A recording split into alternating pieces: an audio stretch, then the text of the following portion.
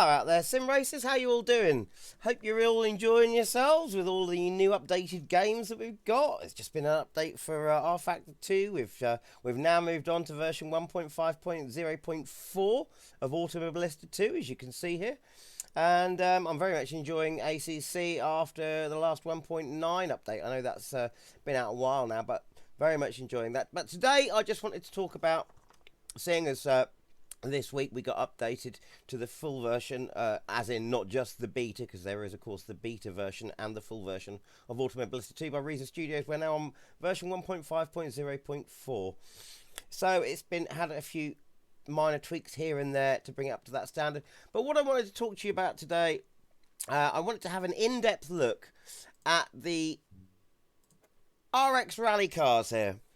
And I just wanted to talk about the differences and similarities between these cars. I'm very impressed with these cars. I'm having a lot of fun. They're great fun to drive.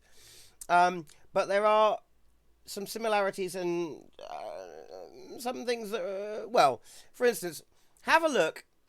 We've got four cars here. We've got the Citroen, the Mini, the Lancer, and the Volkswagen. Now, if you have a look through the specs here, you'll see displacement is 2 litre for the Citroen, 595 horsepower, 678 foot-pounds of torque, and weight is 2866, weight distribution 5248, wheelbase 2.46 metres. Now, if you go through each car, you'll notice nothing changes apart from the wheelbase. Watch this. All the same specs, only the wheelbase is changed here down to 261. And again, wheelbase changed to 265 for the Lancer, the longest of the wheelbases. And but all of the other settings are staying the same. So I'm wondering, and I have left a message on the Reason forums asking if there's more to be done on these cars, because I could be wrong here, because I'm sure they all have to meet certain weight restrictions, or maximum, minimum weights, powers, all of that sort of thing. But I just can't believe that a Lancer weighs exactly the same as a much smaller hatchback. You know, to within the pounds. You see there, it's just the same. So that's a similarity. Now, I've written a few things down here before we get into any driving. Just to let you know, the fuel estimates, and to show you this, I'll just take this one out on track to Laguna Seca. The fuel estimates for the car at the moment, as they stand, are not quite right.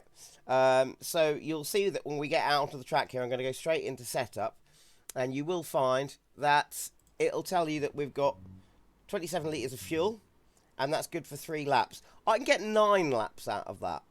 So that's not quite right. So, which is unusual, because usually in Automobilista 2, especially with cars with things like boost buttons and adjustable turbos, you usually find that you want to go a little. If your fuel estimate, if it says a certain amount of litres is good for 3 laps of a track, then you probably want to put in a few more, because it will probably end up being a bit lower. Depending on your driving style, though, this does depend. But for these, you can get a lot more out of them lap-wise, just to let you know. Also, another similar, as well as the stats for every single car being all the same, the setups are all exactly the same. So if you go into your basic setting here, roll bars are set to 12 front and back, brake bar 66/34, and steering lock 26. That's the same for every single car. If you go into the advanced setup, all of your tyre pressures will be the same for every single car. Suspension settings will be the same for every single car. Drivetrains will be the same. And that goes for parameters as well.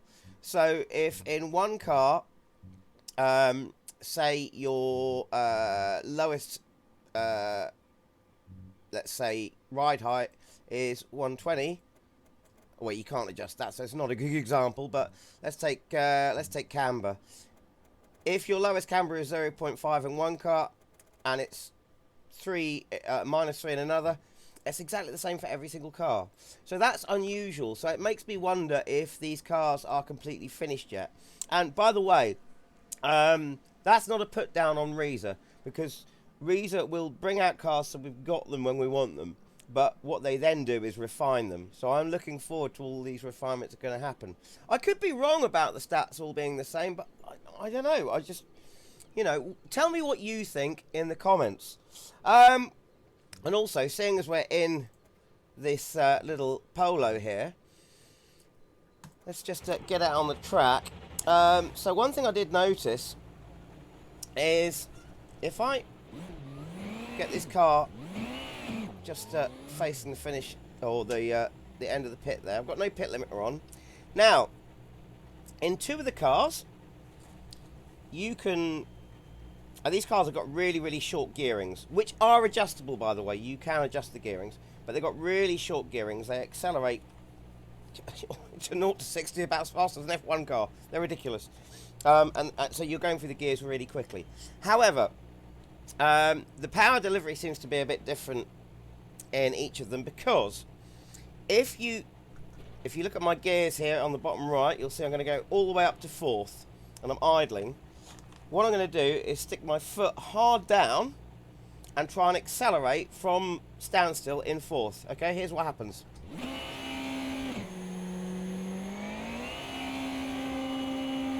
There you go. It's not going any faster, because even up to 6th, that's as fast as it's now going to go, and I'm at full revs, because I've just knackered the clutch doing that.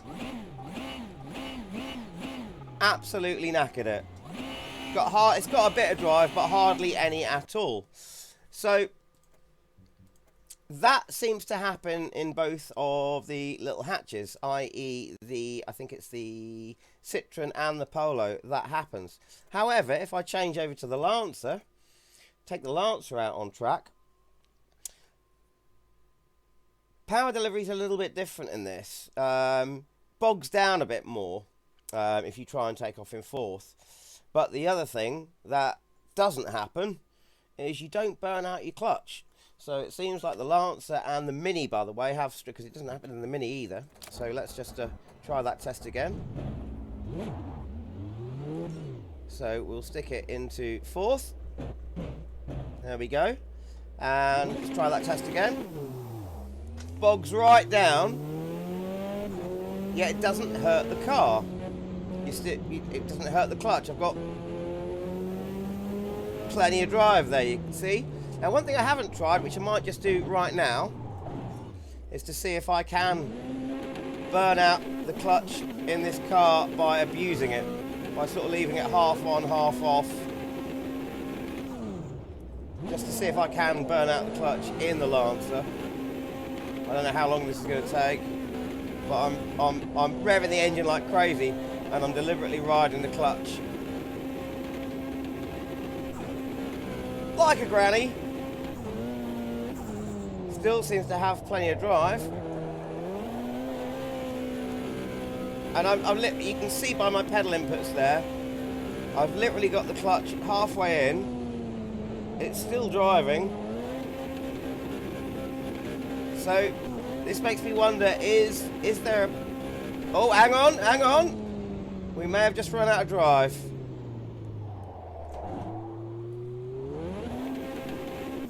Bear with me, there we go.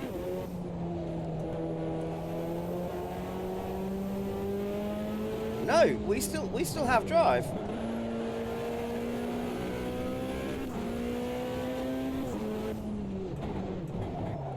And plenty of it too.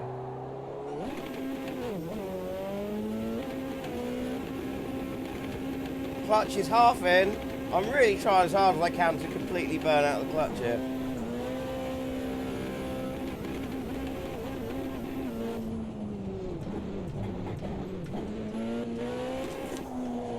So let's go from standstill in 4th, see what happens. And it stalled it. The clutch is obviously intact. Right. So it seems to me that it looks like clutch damage. It's not power delivery. It looks like it's actually clutch damage is enabled on both the two little hatchbacks, the Polo and the Citroen. but it does not seem like I can damage the clutch at all on this Lancer. I mean, I'm really abusing it here. Full revs, and I'm putting it in and out, halfway in. Not losing any drive, so there you go. Okay, so there's an odd little thing. Let me know what you think about that in the comments. In fact, have a go for yourself. See if you can burn out the clutch in either the Mini or the Lancer, because as you can see, that's the first time I've tried that and I can't. So, differences between the cars. What I do find is that the Lancer and the VW, they're all very, very similar, by the way. The way they all handle is so similar.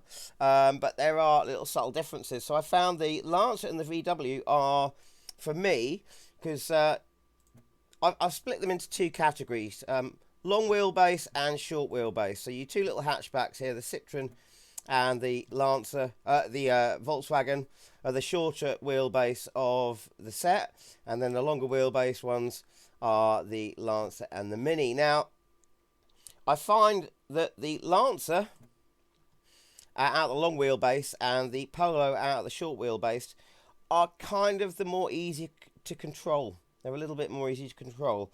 The Mini and the Citroen, so one short wheelbase, one long wheelbase, they're the most unruly. So if I'm going to lose the back end on a car, it's going to be one of these two. Now, having said that, the Mini and the Lancer I both find best under braking. They're very stable under braking. The Citroen DS is the most unstable under braking. If I'm going to lose the back end or lose control of the car under braking, it's going to be the Citroen. The Lancer is very easy to drive conservatively. If you want to try and drive it without going completely sideways, this is the easiest car to do it in. And I do find that overall, the best balanced car is the Volkswagen. It's actually reasonably good under braking. Definitely much better than the Citroen. Not quite as good as the Lancer. And also, the Citroen and the VW feel the lightest. The Lancer, for instance, definitely does feel a bit more heavy. It does feel like it's got a much longer wheelbase as well, in the way that it takes corners and in the way that the back end breaks loose. All of the cars, by the way, eat curbs. They all eat curbs. These cars can really handle curbs. If you hit a big sausage curb, it will unsettle the car, but it's not going to bother it too much because they've got such a big suspension travel, as you'd expect with RX cars.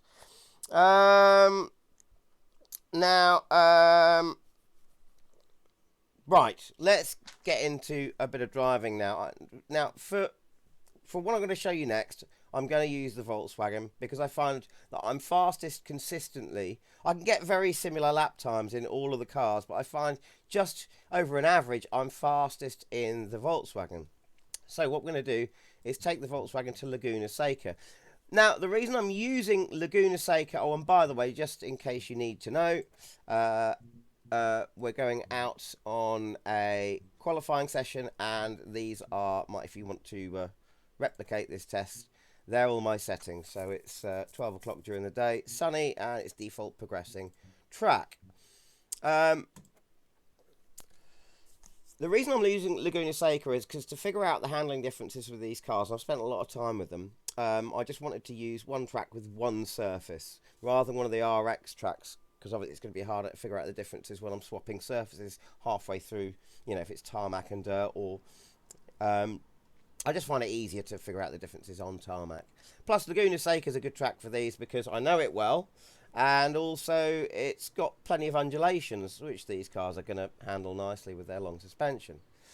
Now, the difference... Well, what am I trying to say here? What I've tried to do is go into setups, because I found out something out about these cars. You can do a lot with the setups, as I'm sure you may have played with them already. So if we go to our default setup, which we're already on anyway. Now, these are all our settings.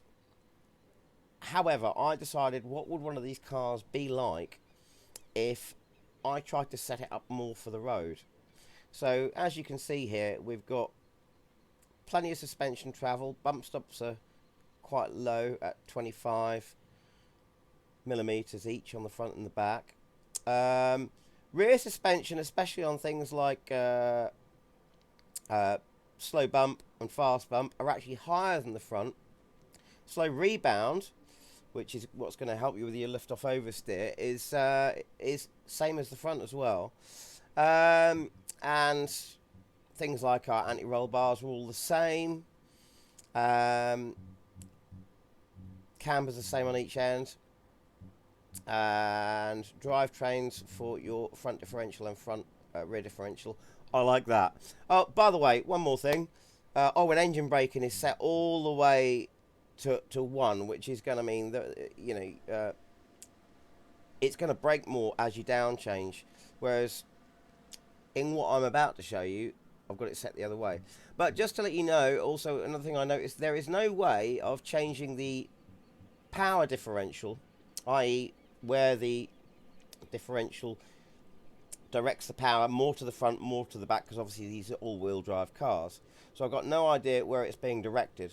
And there's no way of changing it. You can't adjust whether you want more to the front or more to the rear. You can't adjust that. I don't know if that's the same as in real life. If you know better than me, please let me know in the comments. It's just one thing to observe.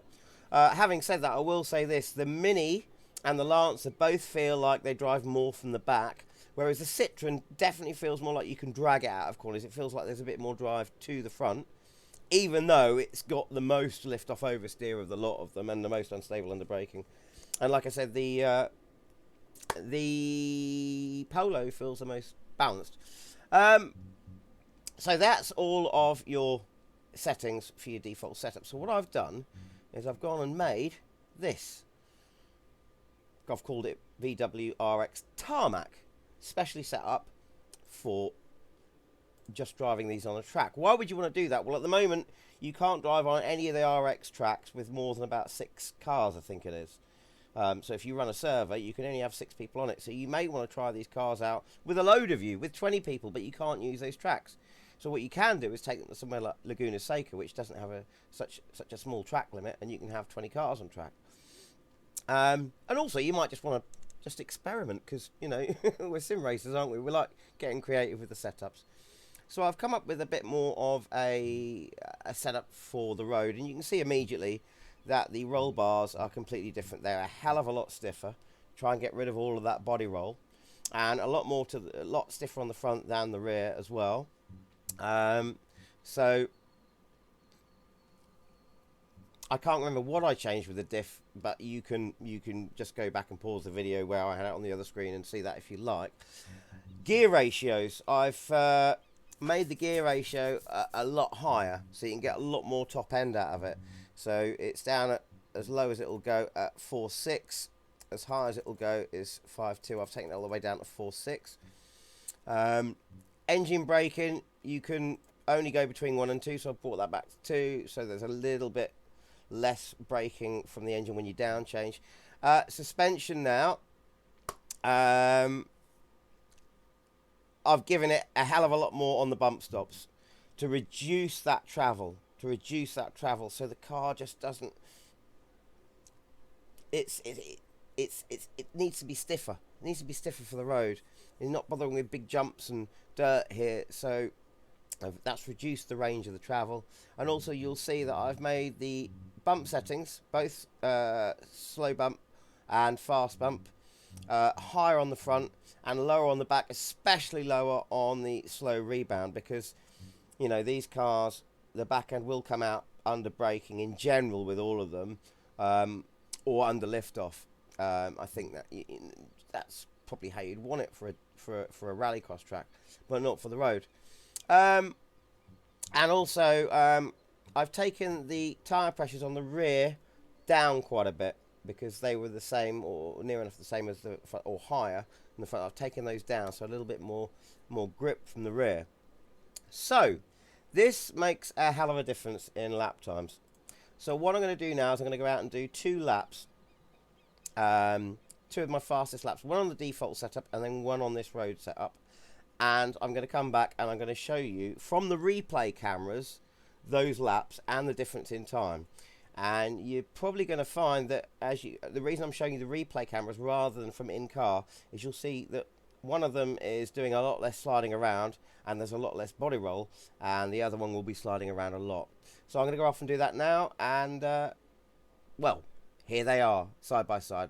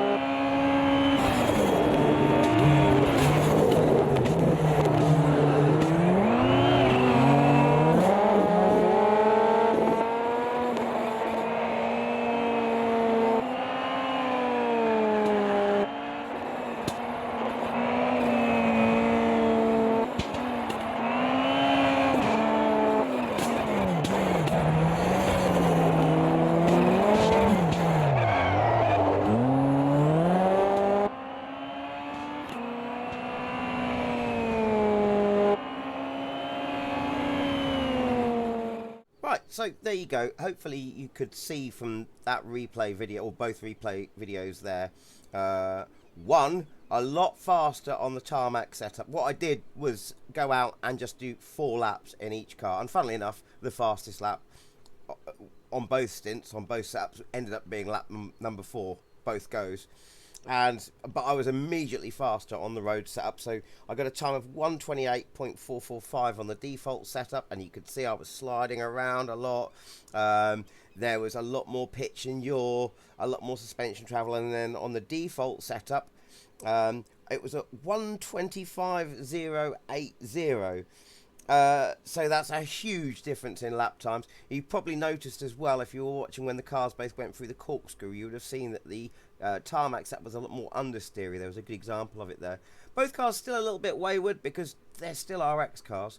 Oh, and I did forget to mention what I'd done with the diff. You can go back and pause it on those setup screens to have a look. But sorry, just to come back to what I did with the diff there. So on my setup, I ramped up the coast angle, so it was very much locked to get rid of some of that lift off oversteer, and opened up the power ramp a little bit, so as opposed to defaults, it's 40/40 both ways.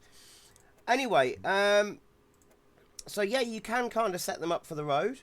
I've just gone out in the Mini, by the way, and tried to burn out the clutch on it because I couldn't do it in the Lancer, and I can't seem to do it in the Mini. And I literally burnt out the engine before anything happened to clutch. I don't know if there's any clutch damage going on the Mini or the Lancer. It seems like there isn't, because I was literally driving around for laps with the clutch half in, just burning it, but nothing happened. So I don't know what's going on there. Leave your thoughts in the comments.